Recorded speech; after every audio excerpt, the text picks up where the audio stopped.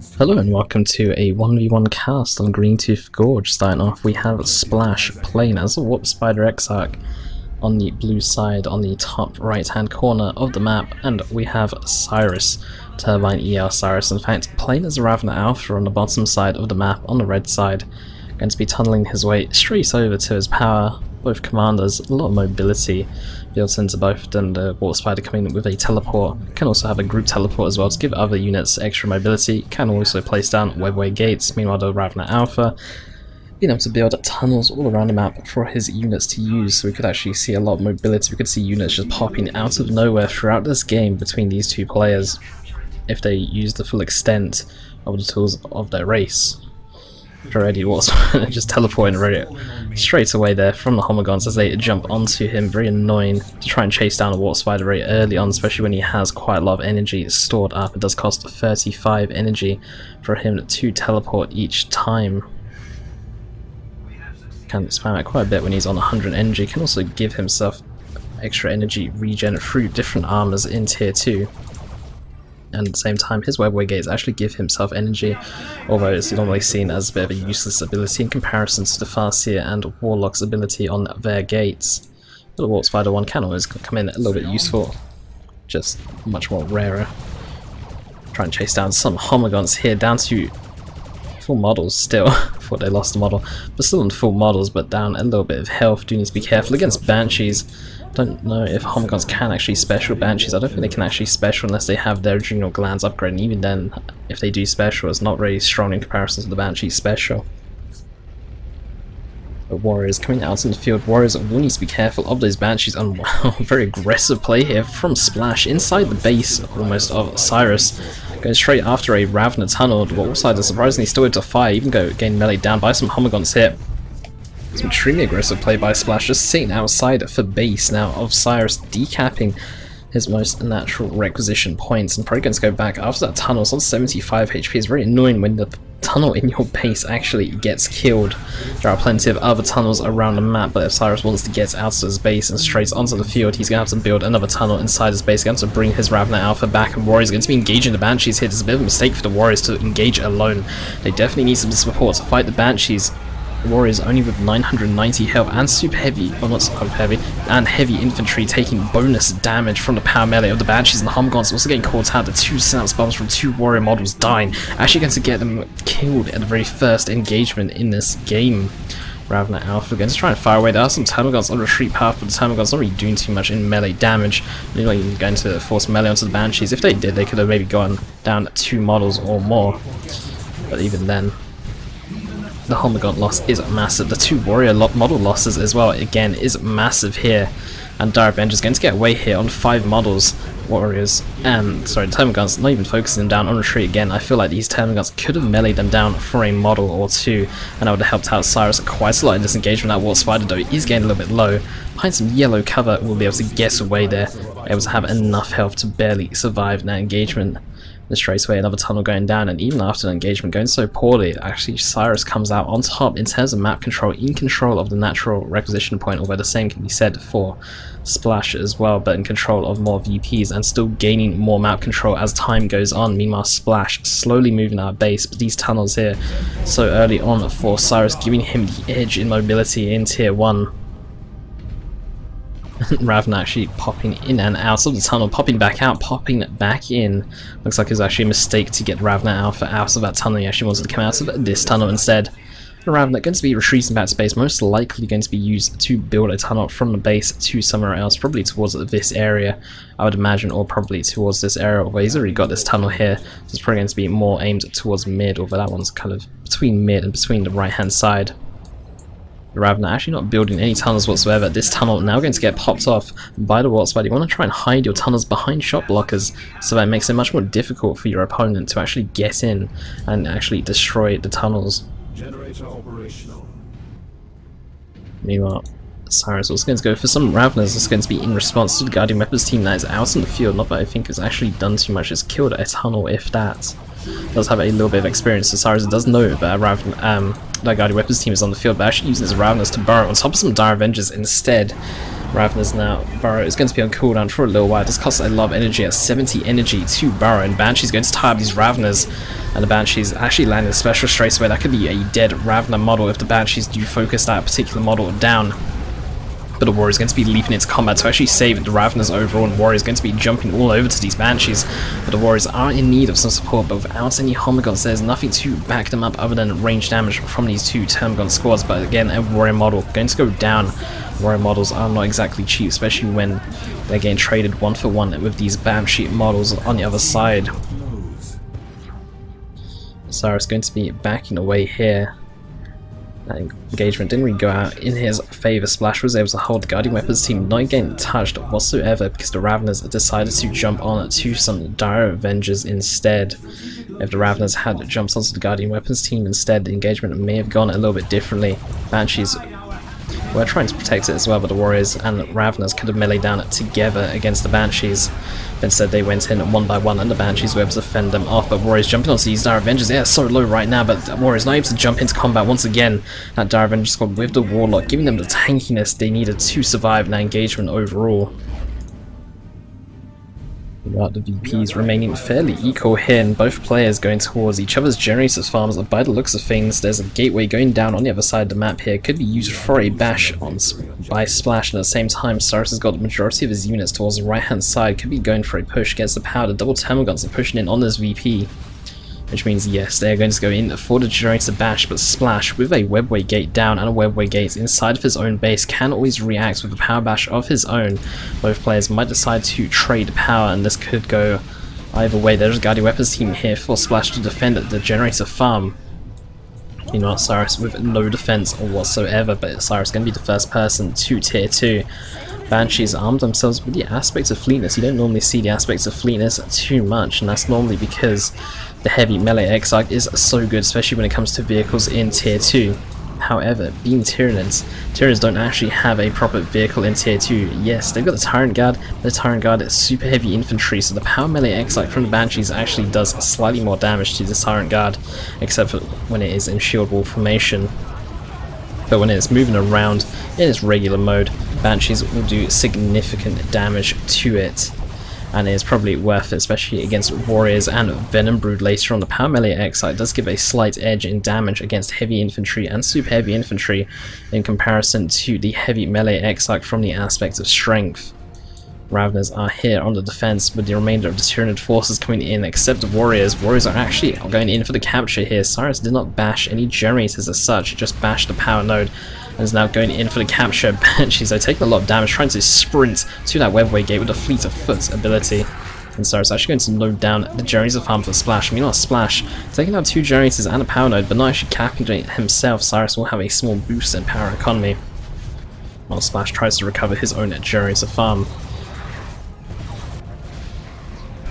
And what Spider is also going to get forced off, running out of energy from using that heavy Death Gauge spinner upgrade, will not be able to teleport out of the combat zone and will be forced to just retreat away. There's no point in him staying because he's not going to be able to achieve anything, and he just risks himself dying the longer he does stay in combat there. Meanwhile, first match is for Cyris, and tier 2 is a Zoanthrope, which is quite interesting. Normally don't see Zoanthropes as much, given that they got a price increase from 40 power to 50 power in the most recent patch. Although I think it was actually brought down because it was 60 power in the previous patch, but going from 2.4 to 2.5 it went from 40 power to 50 power. That is what I mean. But the Zoanthrope, normally you see it more to break lines if there's a lot of suppression teams. If there were 2 or more suppression teams, then I'd be less surprised by the Zoanthrope choice, but given that there's only a single Guardian Weapons team, and given that the remainder of Splash's army is fairly mobile, or not exactly static, but an army that would be moving around quite a bit, I'm surprised about the Zoanthrope choice. Oh, look at the damage against that Guardian Weapons team. One shot doing that much damage, a second shot is actually going to kill it. Splash not retreating away. I was really surprised about the Zoanthrope damage there, but the Zoanthrope already paying itself off nearly. I'm very surprised by that amount of damage. I mean, the Guardian Weapons team has got a heavy infantry element to it. The Shuriken Cannon itself is heavy infantry, the remainder models surrounding it aren't infantry. However, this Zoanthrope doing psychic damage does bonus damage to heavy infantry and super heavy infantry. So it does does really well, in fact. I'm genuinely surprised that I was able to just two-shot it like that. That Zoanthrope is definitely paid itself off. And Splash now with such a small army in comparison to Cyris. Cyris with a much larger army. Splash feeling a little bit light. There's actually an also drop coming in on top of this Warrior Brood, going to definitely take down this one model at the very back. That did not retreat away in time. The Zoanthrope also retreating away. And the Banshees with their Exarch now. The Exarch is armed with 2 power swords. You can actually see her there on the left hand side. Both power swords dealing, well, with both power swords together, dealing about 50 power melee DPS, quite a lot for a unit. That's on par with what a commander's power melee weapon would do in tier 1. You can see her leading the charge with her 2 power swords. I don't actually see aspects of fleetness much, as I said earlier, but 336 VPs, 361 VP's very close. The also going to jump in onto this tunnel here. Going to try and poke it down. Her default weapon, though, not really doing too much damage. Only 36 power melee damage, roughly, compared to the Executioner weapon, which does about 55 or 65. I can't remember if it was 55 or 65, but it does help out a lot. And the Executioner does have a really nice special with it. Well, I think it's actually the same special as her default weapon with that power sword. Does a little 360 special. At the same time though, Cyris, I think with the edge in army, but the Banshee Orsoc combination could prove quite brutal when the Orsoc jumps into the Banshees to grant them a speed boost. In combination with the Fleet of Foot ability, the Banshees can definitely be quite the threat for Warriors and the Zoanthrope. Meanwhile, the Warriors still not upgrading to the Adrenal Glands. In fact, upgrading to the Barb Strangler upgrade, I'm not too sure about this for Cyris. I think he wants to play it quite defensively, the Barb Stranglers, but it's going to be a bit more difficult. You have to ground target with these Warriors if they have any chance of hitting the Banshees, or they need to wait for the Banshees to be extremely close in order to try and hit them. Meanwhile, the Orsoc going to be leaping into combat once again. When I use the Orsoc, I prefer to just save the energy for it, waiting for an engagement so you can jump in, support your army, give them all the buffs that they want, and then jump back out later on if the Orsoc gets a little bit low. You can see a yellow circle around you. Also, she does grant inspiration upon melee kills as well, similar to Space Marine, Dreadnought, or Librarian. The also does inspire her own army. It's going to be a Falcon here for Splash. A Falcon, a very standard choice here for Eldar. Eldar do struggle at dealing with vehicles from the point of view that the Zoanthrope no longer snares. Transports in particular, the Falcon in particular, given its mobility and speed, can be an absolute nightmare for Eldar to actually kill, and given that it does damage to all types of units, to vehicles and infantry, as just very effective against everything, it can be quite a pain. But some Venom Brood will probably pop out for Cyris, but given that he's going tier 3, could just see him go straight for a Carnifex with a Venom Cannon potentially, or even a Fawnback Carnifex. A Fawnback Carnifex, the ability to spawn Rippers. Rippers do slow vehicles by 3% per bite from the Rippers. From his gained Rippers in range of the Falcon, and then gained the Carnifex himself in range of the Falcon. But man, she's getting hit hard. That Zoanthrope though is doing so much damage, taking out 6 models with a single burst there. I really am surprised about the damage from the Zoanthrope. It did actually have a cast list on it, and that is why it done so much damage there. You just saw the red thing flashing around Zoanthrope. That was the cast list ability, and that might have been why it done so much damage earlier on against that Guardian Weapons team, because it seems a bit odd that it would just two-shot it like that. You can see that the energy shield has been depleted from cast list. Cast list does drain health, but you can, or it doesn't go through the energy shield as such. And I've seen Zoanthropes before where they just one-shot heretic squads from a distance with a cast list. Even though these heretics were full health, they can just one-shot them.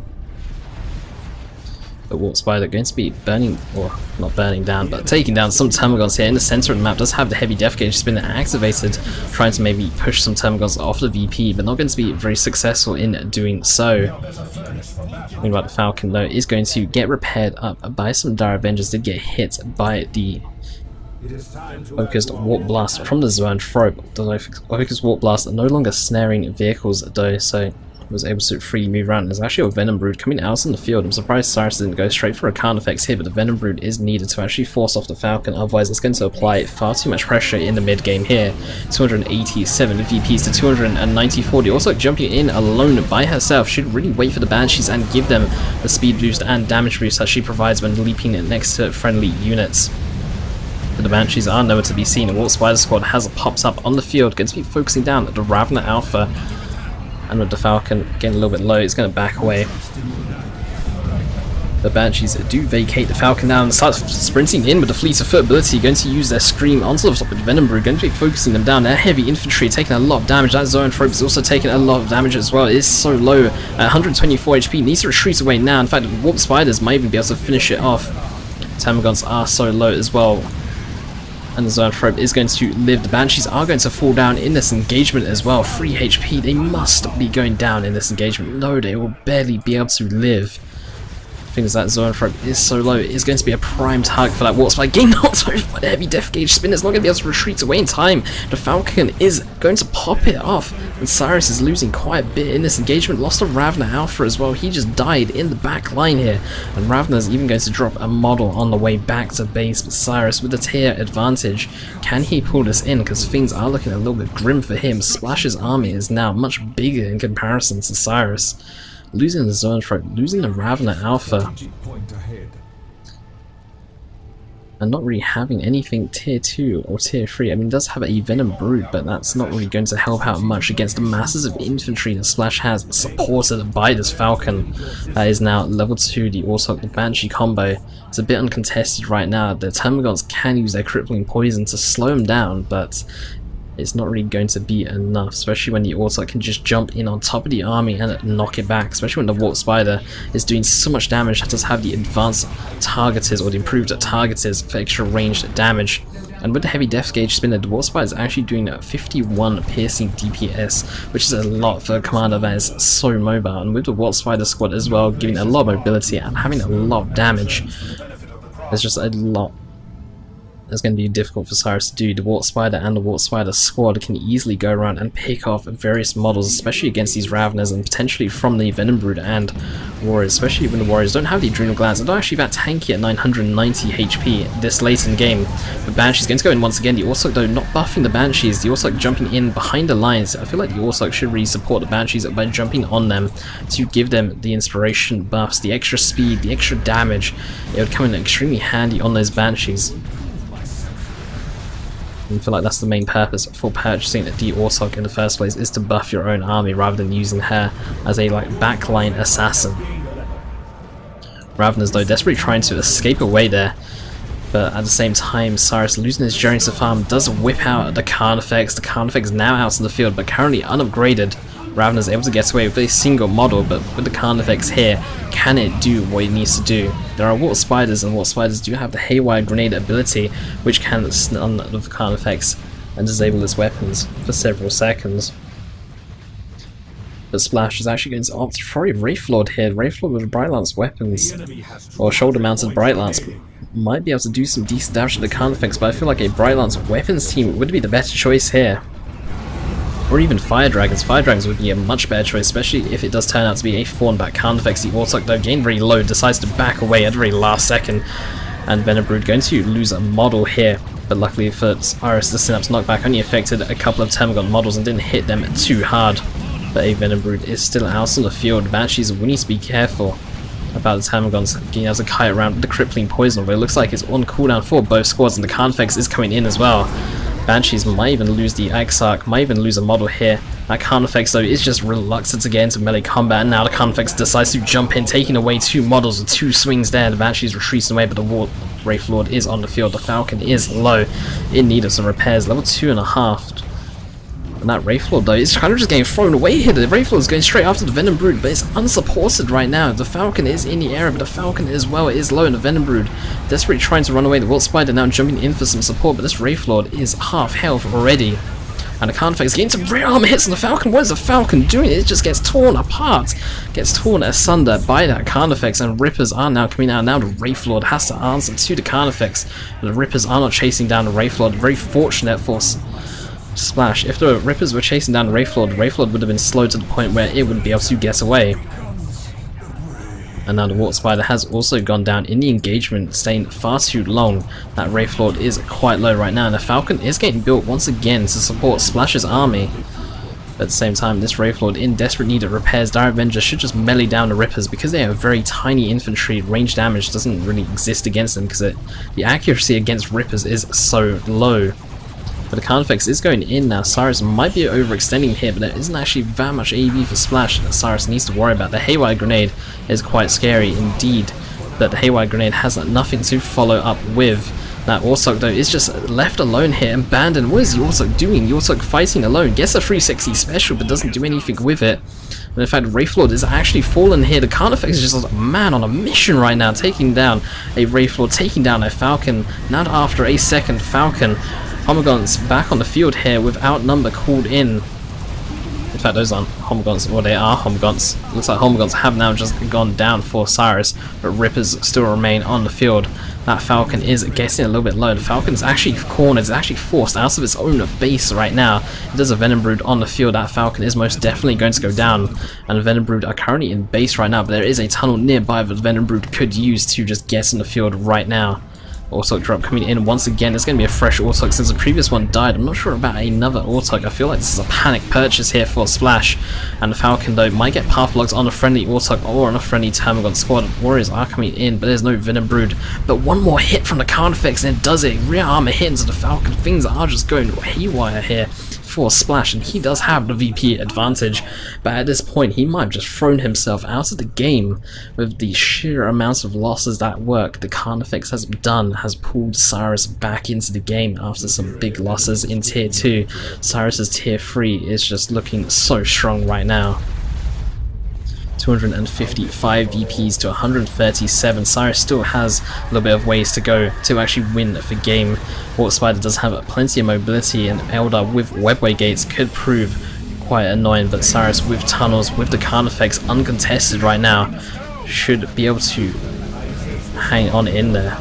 Warp Spider's taking a lot of damage here and going to get forced off. Banshee's also forced off as well, and the Aursok coming back on the field, but she isn't going to do too much, and that is actually going to be game. Splash concedes for game here. Cyris able to win that one engagement from Cyris, taking down 3 vehicles with a single Carnifex, destroying Splash's vehicular army, and also killing the Aursok as well.